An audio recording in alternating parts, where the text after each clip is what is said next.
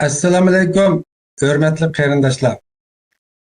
Dünya Uyghur Qurultayı Tor televiziyasının uçuq söhbət proqramısına xoş gəldinizlər. Mən ekran aldidagi barlıq qarindaşlarga otluq salımımı yollayman. Bugünkü söhbətimizə iki aziz mehmanni təklif qildik. Birincisi Rayla Kamal Xanım. Dünya Uyghur Yazğıçılar Uyuşmasının rəisi, özününki Kamal Ketdi, Leyla'nın üç şehri ve köpligen şehirleri bilen Uyghur cemaatçiligi, yazıcılık sahasida keng tanılgan faxrlik xodimlarimizning birisi. İkinci aziz mehmonimiz bolsa Dünya Uyghur Qurultayı'nın sobiq raisi, Uyghur Demokratiya ve Kişilik Huquqni ilgi surish tashkilotininki navbatdagi raisi. Şunun bilan bir vaqtda Xitoyninki erkinlik tuzuqi kaçış yollardaki hayatın degan asri bilan yazıcılık sohasidami xalqarada tunilishga boshlagan aziz mehmonlar. Suhbat programımızga xush keldinglar. Rahmet. Hoş bulduk, rahmet. Bugünkü suhbat programımızdaki temisi Abdullah Talib'ninki 100 yıllık tavalludi noktasında buludu.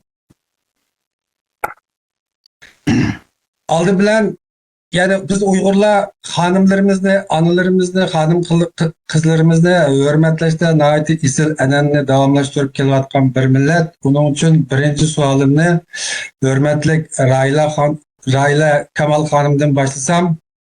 Abdullah Talib qandaq bir şəxs? Bunun ədəbi icadiyeti qaçan başlanğan? Sizin bu toğrudaki izahatınızdan başlasaq. Mərhəmət. Rahmet. Assalamu alaikum. Şu görüşte bildi buğan emmağlağa, şunlarla ekran aldıdaki tanışıqçılağa salamlarım bulsun, hürmetlerim bulsun.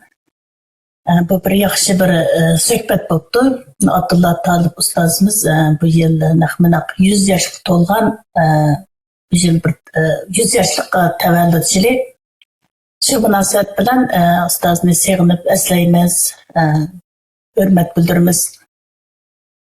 Abdullah Talib qandaq bir şəxs degan bu sual özümün aydım, bir çoğun bir sual. Əslində onunla şu Abdullah Talib ustaz bilan söhbətdə bolğan ta'sirga cho'nqur uchirgan shaxslarimiz bo'lganmisa, suhbat bo'lganmisa texim yaxshi bo'ladi. Endi garchi men bevosita o'quvchisi bo'lmasammi yoki bo'lmasa birga suhbatlar bo'lmagan bo'lsammi, Abdullah Talib ustozning asarlari bilan uchrashib ta'sirga uchirgan ma'lum jihatdan yana baribir bir o'quvchi hisoblanadigan o'zim adabiyot sohasi bilan shug'ullanayotganligim uchun men bu suhbatga qatnashishni ma'qul deb qabul qildim.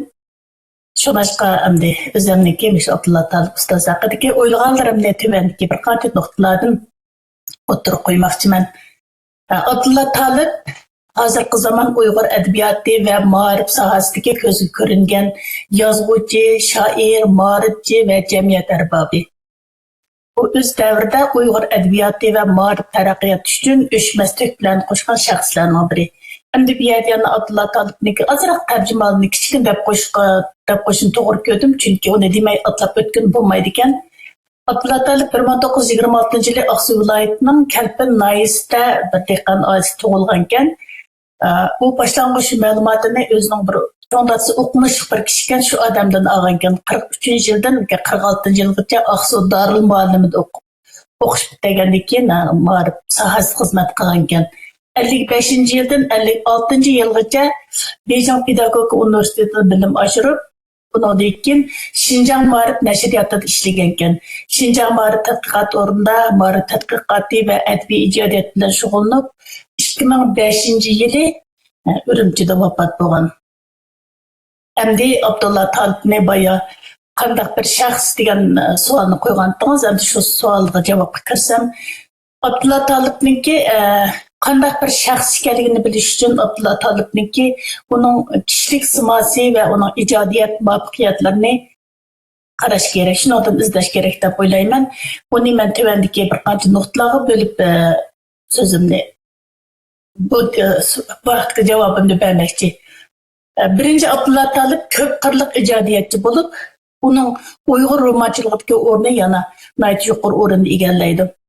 Abdullah Talib Uyghur hazırkı zaman romançılığının asasçılarından biridir. Onun meşhur eserlerden yani romanlardan Qaynam Ürküşi, Çalı Tekkan Oq, qatarlıq tarihi romanlar var. Bu romanlarda Uyghur tarixidagi qimmatli shaxslar va voqealarni adabiy iste'dod bilan roman qilib yozib chiqqan. Onun yana Egarlik at nomli tarixiy povesti, Lal Qurban degan yana bir tarixiy povestlarim bor. O yana bir yetilgan bir shoir. Onun Cüp Heykel nomli she'rlar to'plami bor. Onun keyindan o bir dramaturg, onun yazgan sahne eserlerden Erkin Cenab, Söygünüm Ala qatarlıq sahne eserler var. Ondan o bir dağlık pedagog hem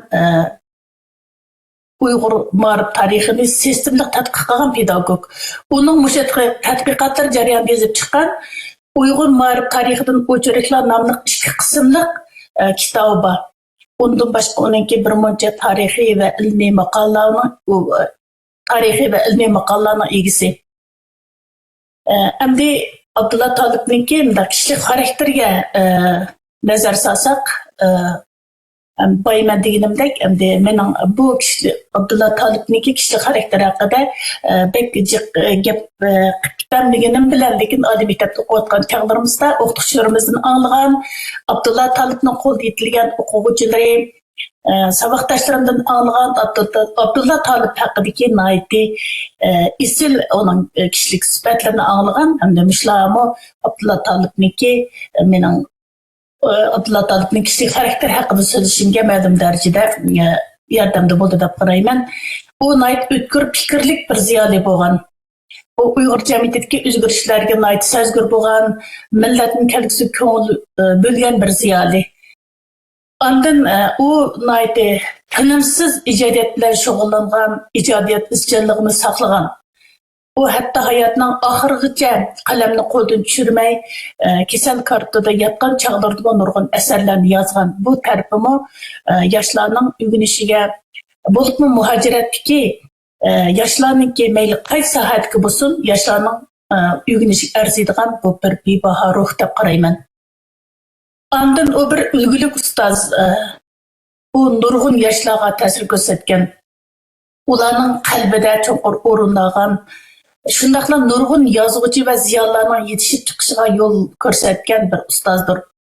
Bugun muhojiratga nazar solsakmi, ustozning qo'lda o'qigan, ta'sirga uchirgan nurg'un vijdonli Uyg'ur qiz yigitlari har xil saflarda o'z rolini joriy qildirib, ustozning ro'yini chaqnatmoqda, o'ziniki ustozning olgan shu isil sifatlarini o'zidimi ustozga o'xshash chaqintishga tirishmoqda. Men shu taraflardan ustozniki boya siz so'ragan Abdullah Talib qanday bir shaxs degan savolingizga shunchalik javob bermoqchi. Rahmat. Ko'p rahmat Rayla xonim, nayt atrofli javob berdingiz. Ko'p rahmat. Tarixda ajdodlarimiz jon tikib, qon kechib, davlat, imperiya qurgan. O'zining har sohadagi adib, faylasuv, yozuvchi, shoirlari, ijodkorlari bilan Uyg'ur tarixidagi o'chmas iznalarni qoldirib ketgan. Ikkinchi Aziz mehmonimizdan so'raydigan savolim, Dolqun efendi, siz Abdullah Talib bilan ustoz shogirdlik munosabati bilan yashagan shaxslarning biri bo'lish sifatingiz bilan ayni chog'dagi sezgurashchilaringizni biz bilan bir o'rtoqlashgan bo'lsangiz. Marhamat. Rahmet. Aval rahmetlik ustazımız, çoğumuz, büyüğümüz Abdullah Talib Efendim'nin 100 yıllığı toluvatkan bir günde yaşavatımız. 79 yaşında alemden öttü.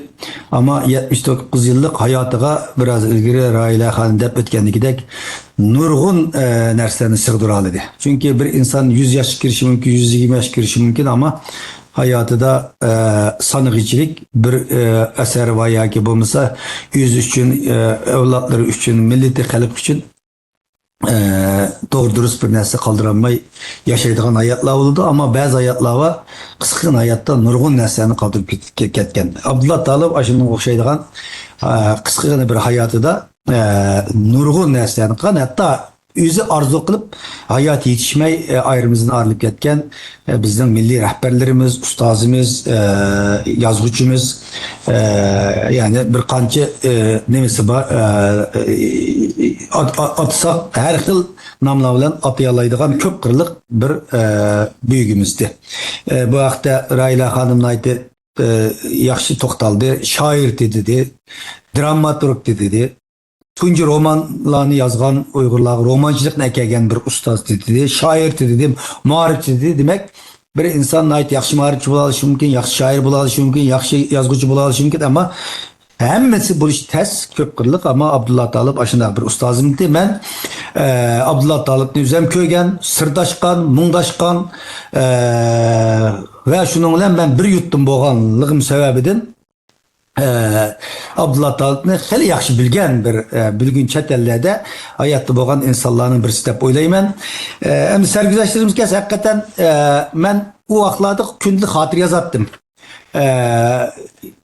Üniversitenin keyinki yıllarda biz fen medeniyeti uyuşumunu kurtup akart şirketleri qılan vaqtlarımızda ben ustaz tutkan gerçi Abdullah Talib Şinjan Üniversitesi okuyan Şinjan Üniversitesi muallim bulup ders vermegen bozum Marif Nazarı'da işleydi uçaklarınızda ama köp barattım. Benim dadam bilen ten tuş boğallığı için ve kelpinden Ürümçi'ye zamanında birlik okuş çıkan boğallık için bir ailevi taraftan bir tanıştığımız, yakınlığımız battı. Ben Ürümçi'ye okuş kılmaya vaxtımın üzdümü dadam benim balam gitip barıtam Abdullah Talib'e havalı kılan bir kanç dostlarının birisi. Şunu anlattım bir kişilik şahsi münasebetlerimizin boğan. Hem de benim şunun için ötkenlerde bunun bir kança ayla ilgili Abdullah Talib'nin 100 yıllığını hatırlaş fikri dostumuz Tuygun Abdülhamid'in şair Tuygun Abdülhamid'in fikri kelgendiği ki nait yaxşı bunu kılayla biraz ben ötken tarihlerini hatırlarımda mı varaklap baktım. Abdullah Talib bilen boğan söhbetlerimiz hatırlap koygan helicik neslerim baki kol yazma şekilde. Onu ötkenli bir okup çıkanım buldum. Mesela bana katı tesir kılan bir kanca noktalardan birisi biz 87. Fen Medeniyet Uyuşmasını kurduk Şinjan Üniversitesi'de. Akat şirketlerini epadık. 88. yılı namayış kıldık. Hep merzikamak solandık. Anındaki mektep neydeldi? Muşu ceriyallarda bulup mu muşu akat şirketlerini kuğa vaxtımızın üzde Abdullah Talib men ustaz tutup meni ustazım dep hürmet kılan ulanın fikrini ağan ulanın yolları bulan mangan bir kan ustazlarım boğan bulanın bugün hemmisi bu dünyadan ayrıldı. Nizami Hüseyin bir rahmet bilen esleymen Hacı Yakup Anat rahmet bilen esleymen onun deyinkin Ötkür Efendi rahmet bilen esleymen ve Abdullah Talib müşten okşaydıgan Genizat Gayrani deydigan bat Xudim Badi Selim deydiganlar battı müştanın hemmisi şu vaktimizde ben davamlı körüşep tuğan fikrini ağan bizden mütever ustazlarımızdı. Bunun birisi mi diğerimiz gidek Abdullah Talib. Biz 88. yılı 87. Fen Medeniyeti uyuşumuzu kurup 88. Milli Kemsik karıştırış yığılışını ötküzüp namayış kıldık. O namayışın başlamçılarından bulup bu hareket yapadık ki 88. 6. ayın 15'inin başlap biz köz altı edip üye bir erişimiz çeklendi. Şinjan'da şöyle bir grup tekşiriş grubu kuruldu. Abdumraylık Halk Hükümeti ve Partikom'dan bir tekşiriş grubu Şinjan'da şöyle geldi ve Marif Nazarı'nın bir tekşiriş grubu geldi. Takriben 300 yakın kişilik bir tekşiriş grubu bütün sınıflara verip her gün üçtünkin ders öğretip aylarca bu tekşirişini yapar. Şu vaxtımızda bizge cesaret kılıp bizden ne bir medet berdiğen, korkmanlı ballarım deydiğen, ma işlim yolu mayadın deydiğen insanların sanı pek az olgan. Pek sanı az olgan. Çünkü 18-19 yaş vaxtlarımız, balı vaxtlarımız hakikaten kündü kopup sorak savollarga tutgan vaqtimizning o'zida xato bir ish qilgan o'xshamamdik. Haqiqatan shu tekshirish gruppasi davatgandikidek uning ichida Uyg'urlarmi yo'q, o tekshirish gruppasining ichida amal tutgan nazirlar va janobi uning bosh nimasi baş reisdi aş tekshirish gruppasidagi. Adındaki Ma'rif nazoratining naziri vatdi, ular batmışların hemmisi biz küçük balalarga nayti egir mani tan cezası o bizim bir urup solap kıymedi. Ama nait egir bir manevi besinlarda yaşagan şu vaqtlarda bir hata iş qilib qolgandek. Şu vaqtlarimizda abiyatini sanab o'tgan ustozlarimiz bizning ma'naviyatimizni cho'kishmay, ha bizim yaxshi bir ish qildik. Bizning ishimiz xato emas ekan degan shu irodada mustahkam turishimizga shular rol o'ynagan. Bular Abdulla Talib esimda bor. Shu vaqtning o'zida bir akşamisi biz kunduzini nima qildik?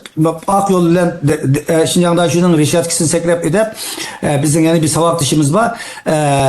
O tuqqunimi bo'ldi biraz. İsmini demeyi çünkü vatanda hayat bo'lgan bo'lishi mumkin. Onun yanına bakmamızın biz bilib olgan shu kunlarni eslayman qilsak deydi voy bu shuna biz nima bo'lib ketib bordi, qattiq so'roq bo'lib ketib bordi. Biz endi shu bizni uni qilsam, buni qilsam, mani pash qilsam deydi, nima qilamiz deb uduqib ketgan, tinqirab ketgan bir vaqtimizda Abdulla Talib menga degan gibi sen millatning qahramoni. Kahraman degan cho'ng bilamiz. Shunda o vaqtda bizdek cho'ng bir ustozlarning bizga shu madatni berishning o'zi hali cho'ng ish qilibmiz deb bizga bergan eng cho'ng ma'naviy oziqda shu. Mening nurg'un tuqqanlarim mendan qochib ketgan, nurg'un saboqdoshimiz, do'stlarimiz qo'l elishdim qochgan vaqtlarda ular. Chunki bugungi kunda bir insonni dashvat naydi yoki qilish normal bir narsa. İnsan milyonlagan insan qamoqlarda yetadi, ama 80-yili 88-yili bir insonni shunga dashvat naydi etibdi yoki nima qilib qo'yibdi desa, xuddi bu adamın istiqbal tüyap degandek egir bir musibatdek insan his qiladigan vaqtlar hamda o vaqtlar. Shu vaqtlarning o'zida Abdulla Talib bana degan nimasi sen bir millatning qahramoni. Sen tarixiy vaziyatlarni ado qilding. Hergiz buningdan alaqi pushaymon qiladigan va yoki men man divitaymi deydigan yoki do'stlaringni yo saboqdoshlaringni boshqasiga buning mas'uliyatini ortadigan bunday ishni qilmasliging kerak. Sen tarixga bir tamg'a urib yozilding, sen millatning bir qahramoni. Biz hali cho'ng ish qildik deb. Shu bizga cho'ng ba'di shaxsan menga ashni bir ma'naviy oziq bo'lgan shu vaqtlarning o'zida. Anından keyin shunday yaxshi esimda bor, Şinjan tarixiy materiallarining 17-sonni. Shu vaqtda sen men yaxshi o'qi, ama üzən o'qi deb Muşu 1933 yılı kurulan Şarkı Türkistan İslam Cumhuriyeti'nin ki kuruluş ceryanı yazılgan Şinjan tarihi materyallerinin o 17 insanı Abdullah Talib bana bergen. Ben yaxşı okudu. Şu vaqtimizda o bilmeydik bizden bana Cumhuriyet kurulup diken ben tunca kadem o nimesi o mahbi ve ücret emezdi ama ben kömep diken ben fizik okuyan bir adam boğaşka o Şinjan tarihi materyalgaydı her neslerini okup büyümettik. Körüp Qayt o'qiganda, "Voy, mujna bizni Cumhuriyet olib dikan, bizni davlat qurib dikanmiz" deb xuddi tushdak berib maslahatlashga, "O bu rasm Abdulla aka. Rasm mujna bizning ministrlarimiz bo'lganmi, bayroqlarimiz bo'lganmi?" desak, mujlarning hammasi mana shu yozilgan narsa deb, ashlama andan keyin bizga bir ma'naviy oziq bo'lgan. Undan keyin bizni maktab neydivatgandan keyin men Varis rahmetlik toplum kampıda 2019 yılı ölüp gitti. Rahmetlik Varis bilen biz işkiri vardan bulduk. Ez kıldıgan bulduk. Dedik çünkü bizim mektep neydi yetişinin üzeri Xitay'ın Ma'rif Ministerliğinin nizamnamaları, kanunları xilap bir hareket. Dep biz baksızlık uçturduk dep özümüzce o vaxtlarda hazırım buluşu mümkün. O vaxtlarda tek yaş 19-20 yaş vaxtlarımız oğaşka bu Jungyang'ның rehberliği toğra yerlik hata deydiğen ideya küçüktü şu vaxtlarımızda. Şu vaxtlar Abdullah Talib biz Beijing qırıp ez qılmakçı dep Abdullah Kam'dan teşekkür bağa. Desek Beijing'e berip aylık giremensen berip gel ama İyagi berip bu meseleni qo'yib seni ping-pong qiladigan va yoki sening ishingni Abdumrayinda xato bağlab qo'yapti deb maktabingni asliga keldigan bunday ish bo'lmaydi. Chunki cho'ng o'g'ri, cho'ng qaraqchi, kichik qaraqchini qo'pab, oqlab beradigan va yoki uni besib berib seni oqlaydigan ish bo'lmaydi. Aytadi degandi. Cho'ng o'g'ri, kichik o'g'ri, hammasi bir o'g'ri. Ama ularning manfaati bir, sen iyagi berib, manda o'ynaysan, u gap kallamda o'tmagan. Amma shunday bo'lsa-mu, anlagan biz bardık degandikida gapimizni anlagan bo'ldi ish bo'lmasa, amma u cho'ng o'g'ri, kichik o'g'rini xato deb bizni ping-pong qilmidi, asliga ekanmidi, degan bo'ldi. Bu hamda Mush Abdulla akam bilan bo'lgan suhbatlarimizning bir sanadi ekan. Men Beijingdan kelsam, dadam ikkinchi doktorxonada davolanib nima qilib ekan. Shu vaqtning o'zida Abdulla akam doktorxonaga yo'qlab kelgan. Ular kelib, dadamga degan, ma bola millatning qahramoni. Eysa, ma balani baqalamsizlar, baqamamsizlar. Chunki bilmaymiz. Taptani qilish mumkin, sen yaxshi o'qisang bo'lmamdi. Otaning chunki u vaqt imkoniyatimiz yo'q, dadimiz, apamiz baqmasa, och qoladigan gap yani. Turib istiqbolimiz yo'q. U vaqtlar shunda o'ylaydik. Haqiqatmi shu? Hozirgidek chiqib ishlaydigan bir yerda shirkat yo'qdi, ishlab jambaqal deydigan ishimiz yo'qdi. Shu vaqtimizda Abdulla Taala dadamga doktorxonada, ishkin doktorxonada, shunday yaxshi esimda dedi. Ma balni baqalamsizlar, baqamamsizlar. Eğer ma bala milletinin balası eğer bakamısan ama ürümçiz biz bakamaz. Ma Uygur ziyalları bakıdı. Eğer berip taptani kılışka aksuğu bakan diken. Olmaydı. Söz verinler deyip datamga oy ben imde bakmayım ben oruldu mu bu balam deyip dese ma gipinli turunlan dağılsa ben yazıp aldım ha defterinin bir yerine. Deyip ana diken bu aksuğu basa çukum bunu hükümet iş korullaştırdıydı. O adam da bilirdiken şu vaktin özde. Çünkü o Bektaşı'nı bitirip, üniversitesini bitirip iş koruluşuyor diyen ters vaktla o hem de. Ma adam basa, ma balı basa, man derhal aksu hükümeti manı iş korullaştırışka ne mi kılıdı? Bu iş korullaştırış iş gelişemez. Bunu kontrol kıptırış için.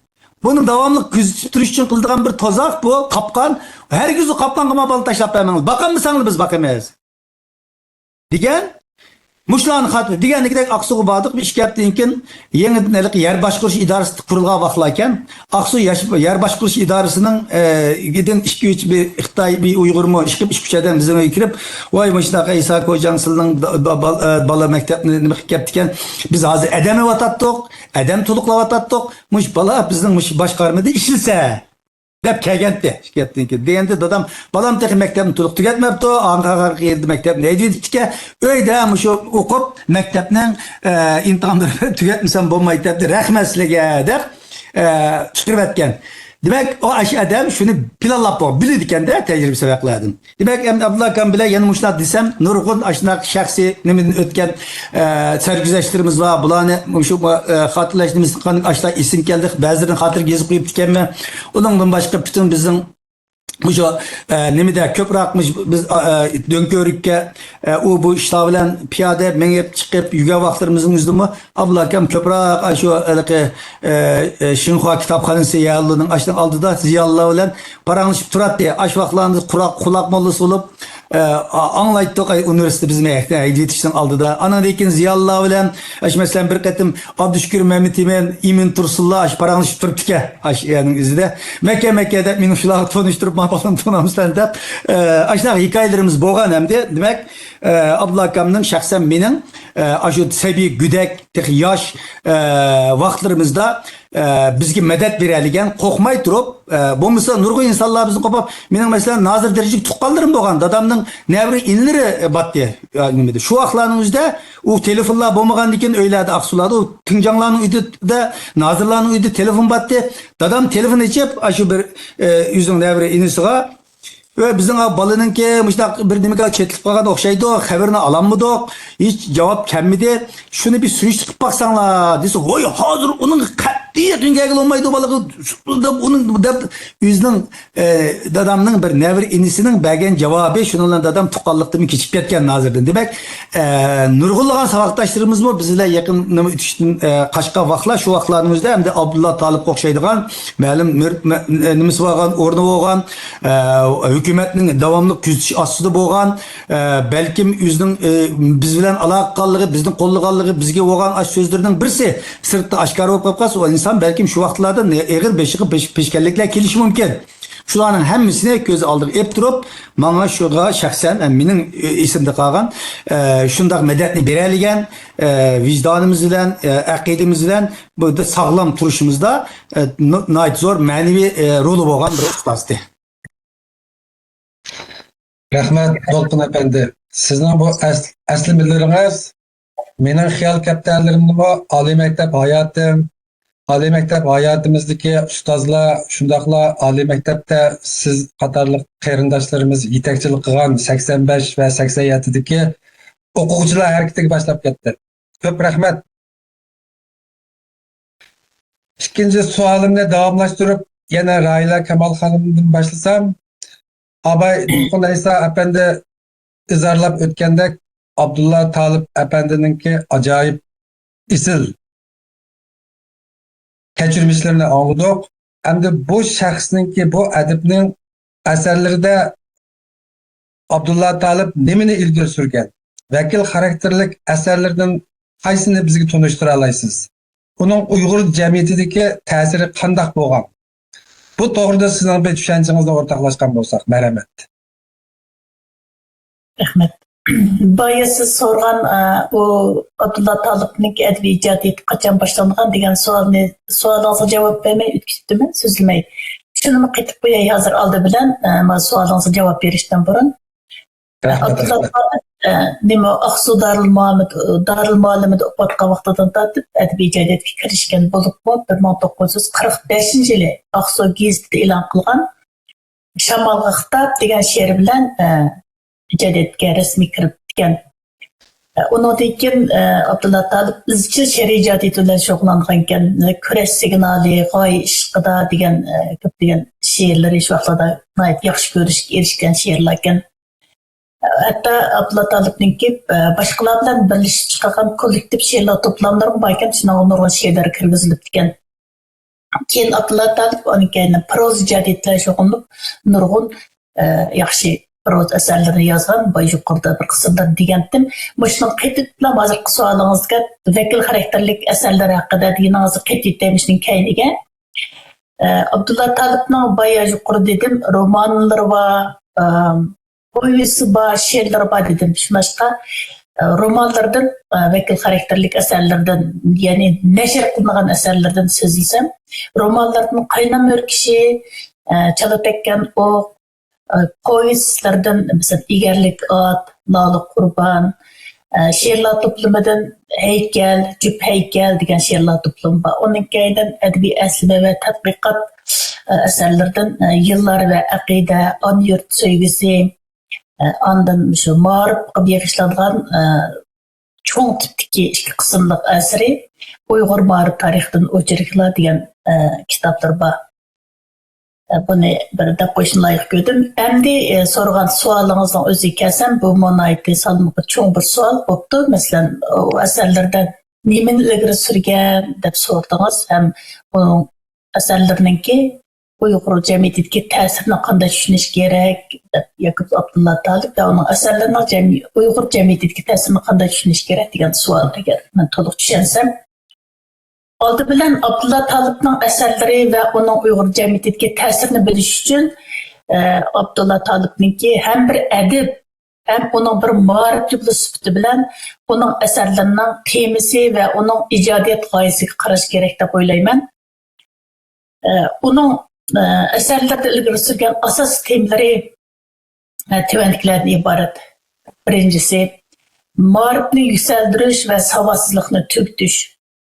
Abdullah Talib bilim bilanla milletni qutquzg'uli bo'ldi degan ideyada ching turgan. Uning ma'rif tarixiga oid asarlari va maqollari Uyg'ur jamiyatini nodonlikdan qutulib zamonaviy bilim egallashga chaqirgan. Masalan, ikki tomliq Uyg'ur tarixini o'chiriklar degan asarni o'qiganlar biladi, bunday cho'ng bir qimmatli bir boyliq. U yozgan Uyg'ur ma'rif tarixini o'chiriklarning ikki qismliq kitobi va boshqa maqollari uning bu hozir men degan mush nuqtani yoritib berishga tamoman yetadi. Bu o'zining yana tarixiy povesti Egarlik At degan bir tarixiy povesti bor. Ashnoda bu deyilganda degan yer bor. Bugungi bu sho'rliq qismatimiz nodonlikdan kelgan degan yaba kitobda. Ya bu Abdullah ideyasi deb qarayman men. Hem shundaqla shu Abdullah Talibning asarlarining cho'ng temalaridan biri. Ondan Abdullah Talib asarlarining temalaridan ikkinchisidan deyishga bo'ldiki, inqilobiy ruhli va vatanparvarlikni tema qilgan. Masalan, Qaynam Örkişi, qanday o'z vaqtida yoshlar qanday suyib o'qigan kitob, qanchalik ta'sirlarga uchirdik shu kitobning. Bu kitobda Lutfullo Mutalibning siması orqali zulmga qarshi turish, hurriyat uchun fidokorlik ko'rsatish va vatanni suyish ideyasini ilgari surgan.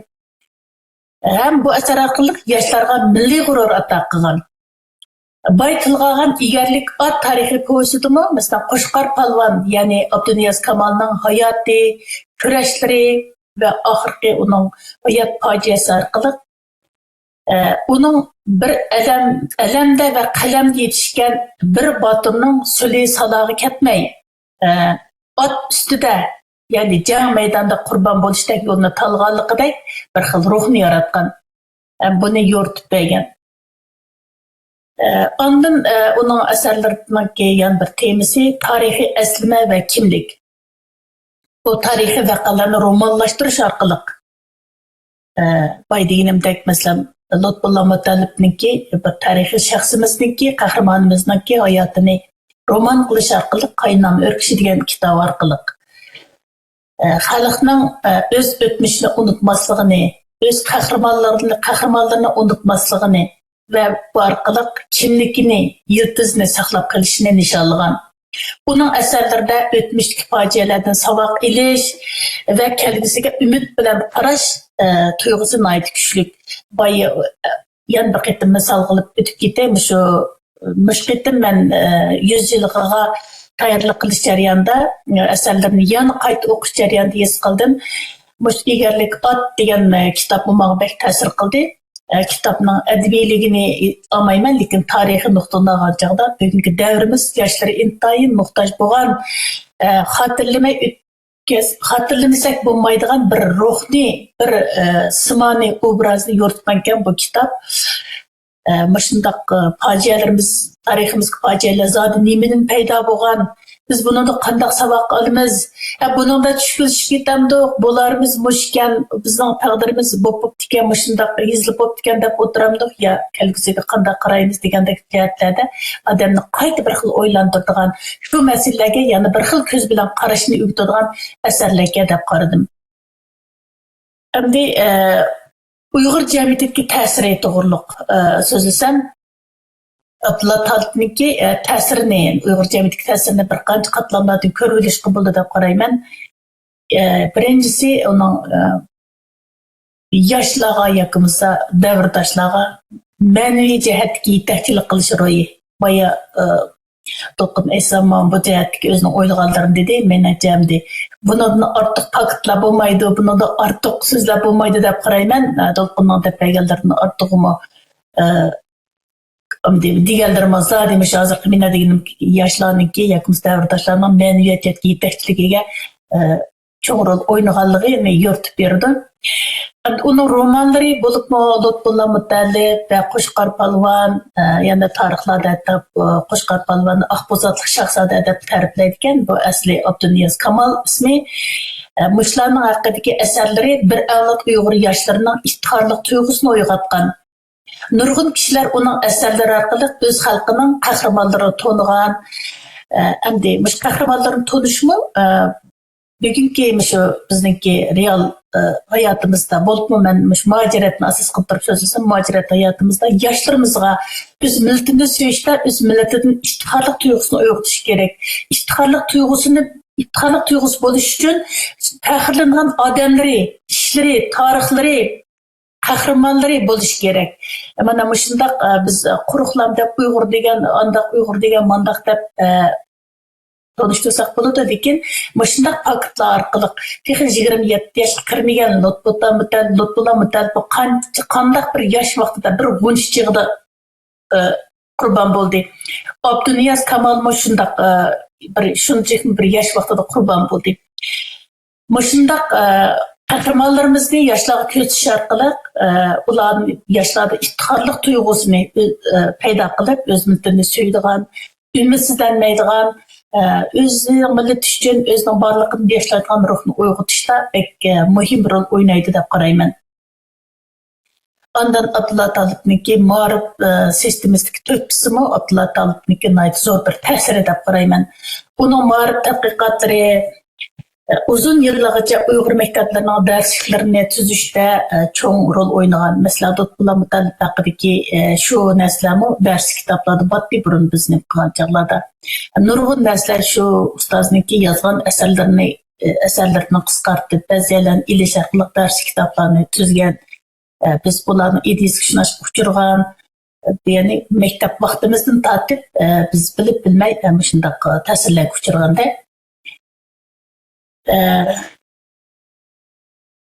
onun hayatı Abdullah Talibning hayoti bilim o'rganish, xalq uchun xizmat qilish va izchil ijodiyat bilan shug'ullanishning bir tipik ulgu sifatida Uyg'ur ziyolilarimiz orasida intayin olqishlandi, hurmatga sazovor bo'ldi.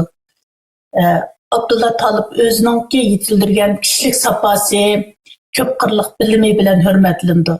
Mana bugungi kunlikda mushu darslar yoshlarning bizlarning qalbimizda bo'lmasa, ko'nglimizda bo'lmasa, biz bu yerda bu suhbatlarni uyushtirmagan bo'lardik albatta.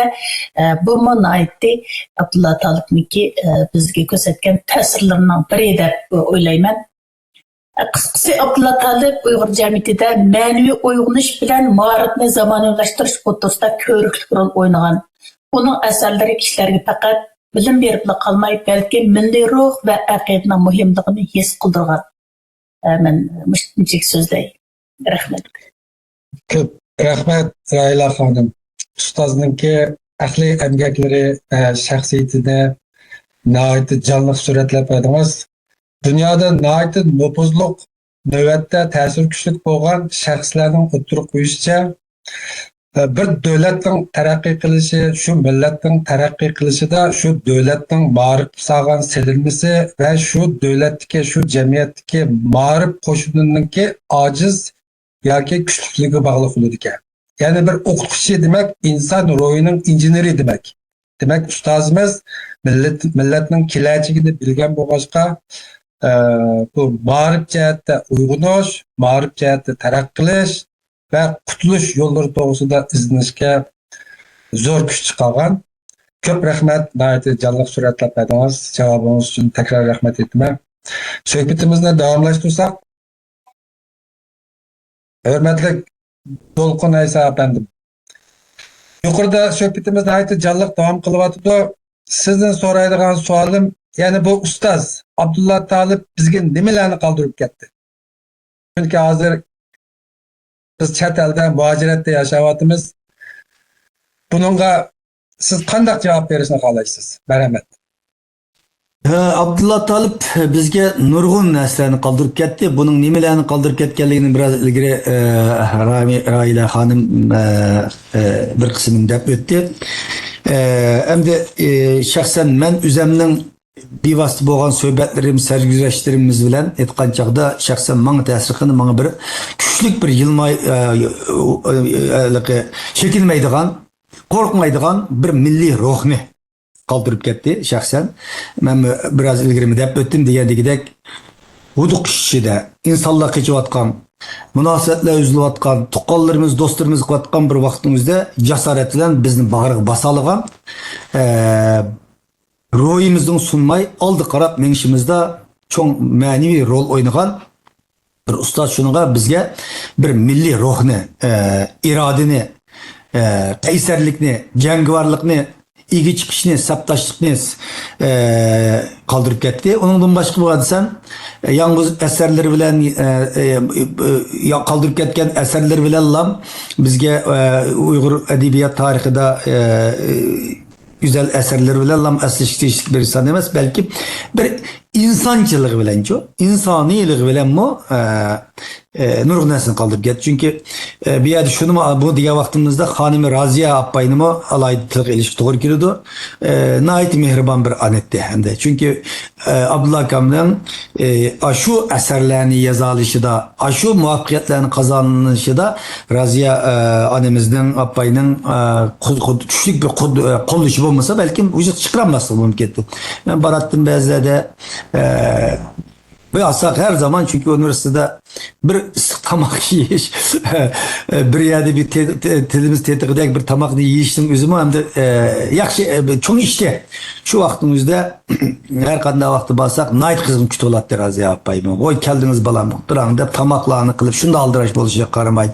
Nayt mihribanlıkla kütetti. Demek bir miman dostluk ne? Uygur örfü adetlerini, ahlakını, insanperverlikini mi bizge öz eminiyeti bilen kaldırıp ketken bir ustaz ve bir ailetti. Bir yerde şunu yani bir kıstırımı ötep giteyim.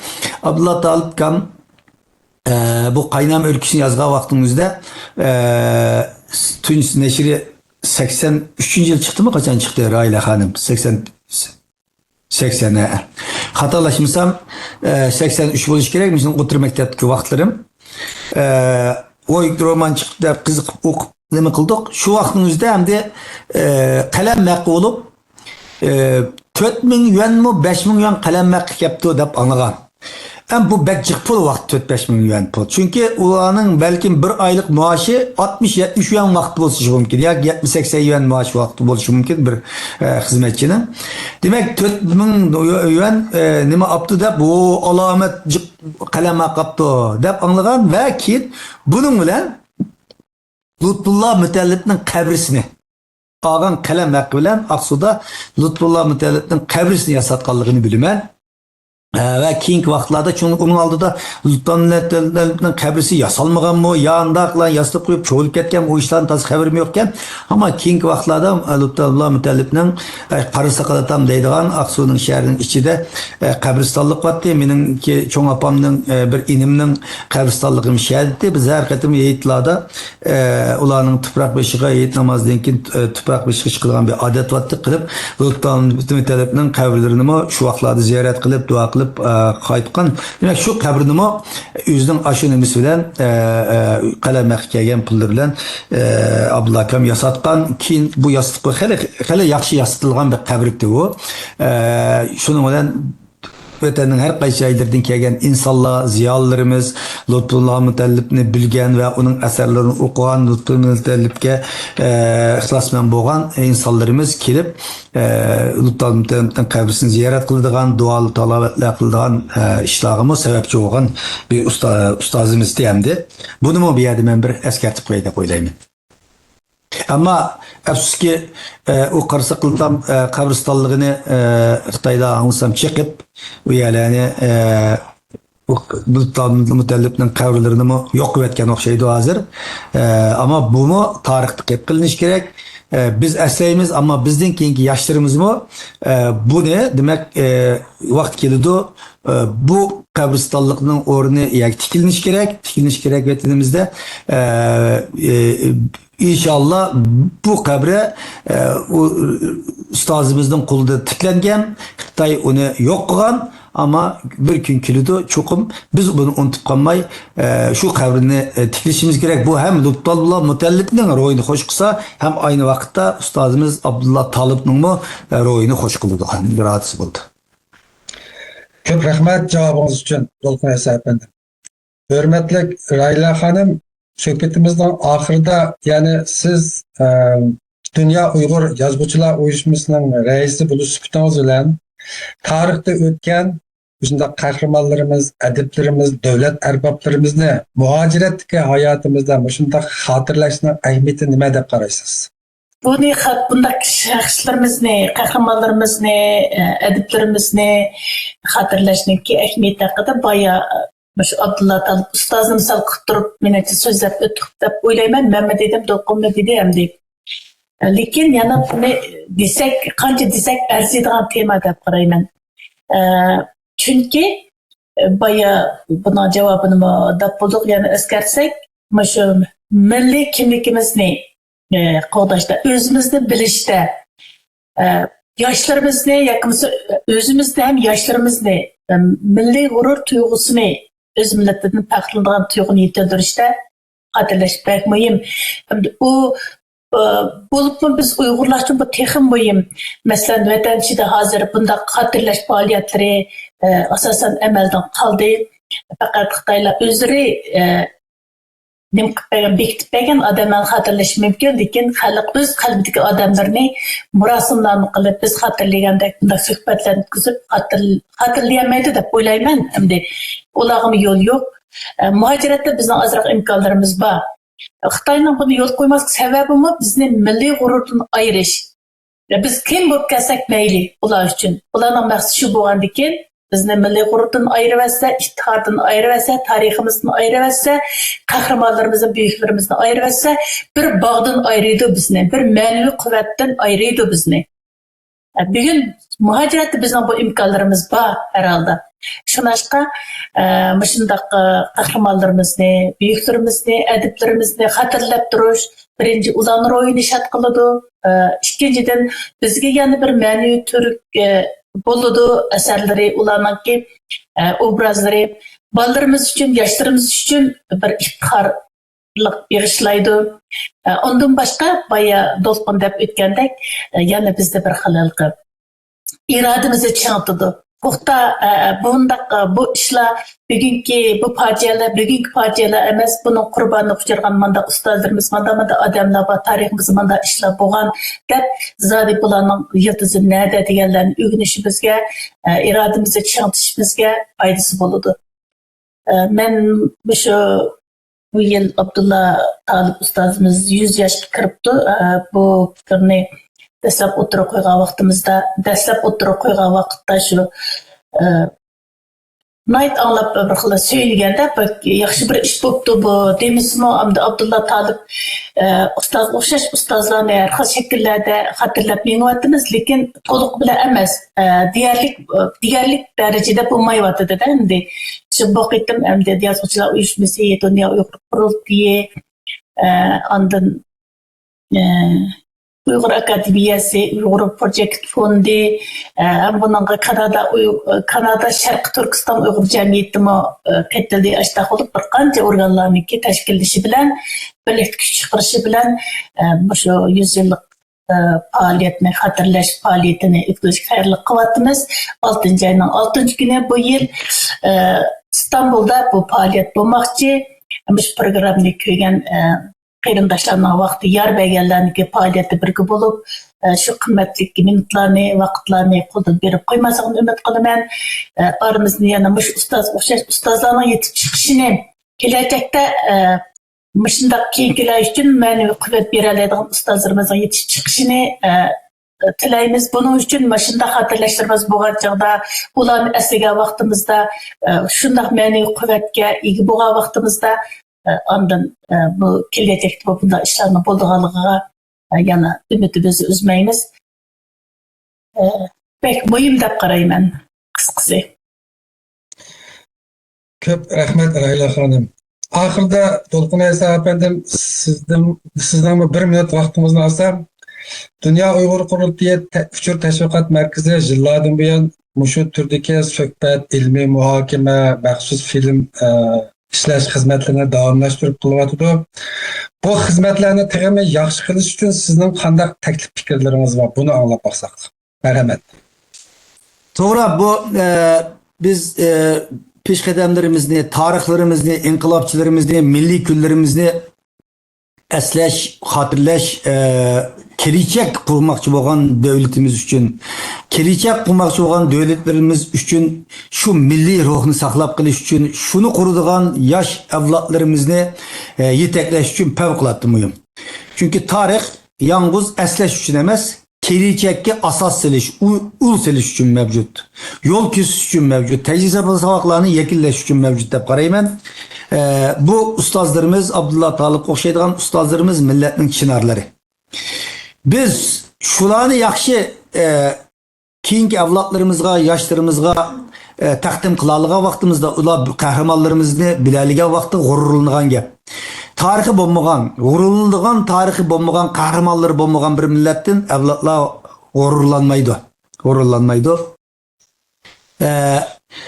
Vatanın içinde Rayla Hanım dep etti, Xitoy hükümeti aşı noktunu bilip yetkenlik için xuddi bu mundaq bir tikip koygan bir mundaq sancıp koygan bir derek o'xshash, yıldızı bo'lmagan bir derek şamal kes uçup gidiyordu. Ama yıldızı bilen bo'lgan bir chinar har qancha shamol kelsin uchib ketmaydi. Xitoy shuning uchun bu chinarlarni yo'q qilishga faqat bundalarni tikib qo'ygan bir daraxt shakllantirishga tirishyapti. Uning uchun vatanda bu imkoniyatlarimiz yo'q. Xitoy shuning butun madaniyatlarimizning izlarini o'chirishga, butun olimlarimizning, qahramonlarimizning, dostonlarimizning, nimalarimizni hammasi o'chirishga tirishyapti. Ham bu biz chet eldagi Uyg'ur diasporasining majburiyati. Biz bunu chet elde bu imkoniyatlarımız var. Yazıcı cemiyetlerimiz, teşkilatlarımız bu meselede her vakitkinden bekrak itibar veriş, hatırlaş, milli görevimizi, milli harbiye küllerimizi hatırlamatıdı. Cumhuriyet günlerimiz hatırlanatıdı. Hem de Abdullah Talip Efendimizin 100 yıllık hatırlanatıdı. Abdullah Talip okşaydıgan, Özgür Efendim, Nizamuddin Hüseyin okşaydıgan, Turgun Almas okşaydıgan, nurgulluğun pişvalarımız boğan. Bizim şu davayımızı unutuldurmayı müşahede kirişimiz. Hem de bizim vazifemiz bu ötken ruhni, bu tarihni Xitay o'qitmagan, bildirmagan, yushirib qolgan bu tarixlarni avlodlarimizga bildirish, shuning uchun bu xil faoliyatlarni o'tkazish intayin ahamiyatli, shuni texnik ko'p qilishimiz kerak. Har vaqtdagidan ko'p qilish kerak. Buningda 10-20 yil ilgari vatanda ancha-muncha Batti Abduxoliq Uyg'urlarni xotirlash imkoniyatimiz bo'lgan, biz universitet o'qiyotgan vaqt qilgan Ahmadjon Qosimning tug'ilgan kunlarini xotirlagan to'q biz Shinjongda shu yerda o'qiyotgan vaqt. Hozir u mumkin emas bu narsa. Demek bunda bir tarix yok deb biladi. Bu 2000 yıldan keyin tug'ilgan yosh bolalarimiz xuddi Uyg'urlarning tarix yo'qdek bundaqlam Marsdan Ayşardan kelib qolgan bir haqdek biladigan gap. Bunda bir sharoitning suzni yaratilgan bir haqdek bilingan vaqtida ondan g'ururlanmaydi. Shuning uchun bu ajdodlarimizni, tarixlarimizni, milliy kunlarimizni azlash insonimizga bir g'urur beradigan gap. Davoyimizni uzluksizlikka yuksaltirish uchun keyin qurmoqchi bo'lgan cumhuriyetlerimizni tarixiy milliy asoslar bilan tarbiyalashda asos yaratib beradigan muhim avval. Shuningga men bu yerda Ramila xonimning bir yozuvchi jamiyatining raisi bo'lish bilan albatta bu dunyo qurultiyiga o'xshaydigan siyosiy tashkilotlarning vazifasi va shuning bilan birga bunda bizning müteverlerimizni, milliy ustozlarimizni, yozuvchi shoirlarimizni eslaydigan faoliyatlarni o'tkazish yozuvchi jamiyatining texnik vazifasi bo'lishi kerak deb o'ylayman. Teklif fikirlerimiz için köp rahmet Dolkun Efendi. Şair, Dünya Uygur Kurultayı Neşriyat Komitesi'nin müdiri dostumuz Tuygun Abdülü Efendi'nin zor tirişçalığı, Dünya Uygur Kurultayı, Dünya Yazgıçılar Uyuşması, Uygur Akademiyası, Uygur Project Fondi, Kanada Şarkı Türkistan Cemiyeti Katarlık teşkilatlarımızdan aktif konuluş bilen Abdullah Talip'nin 100 yıllık tevelluğu doğrusundaki məxsus ilmi muhakeme yığını Türkiye'nin İstanbul şehirde 6. gün ötküzülmekçi. Biz söhbetimizni bu ilmi muhakeme yığınıga putuq tilash bilen ahırlaştırırız. Hemeylenge rahmet. Keler kıtımlık söhbetimizde görüşeyle.